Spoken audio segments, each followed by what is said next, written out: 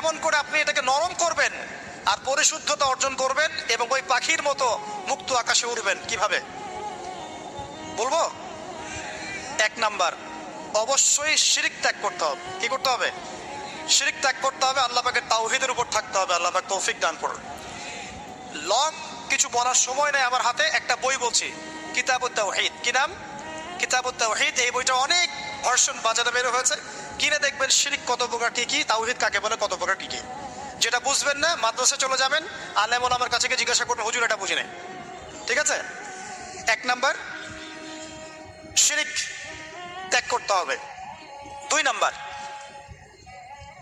আপনাকে তাওহীদে থাকতে হবে, এটা এক, অন্তর নরম করার কথা বলছি। 2 নাম্বার, সুন্নতের উপর আমল করতে হবে। ওই যে পাখির কথা বললাম, যে সকালবেলা বের হয় আর সন্ধ্যাবেলা কি করে? বাসায় ফেরে। খালি পেটে বের হয়, ভরা পেটে বাসায় ফেরে।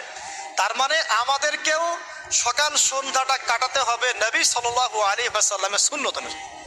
যখন তিনি ঘুমাতেন তখন ঘুমাবেন, যখন উঠতেন তখন উঠবেন, বাকি কাজ যেমন করে করতেন তেমন করে করবেন, তখন অন্তর ইনশাআল্লাহ নরম হয়ে যাবে। ঠিক আছে ভাই? 2।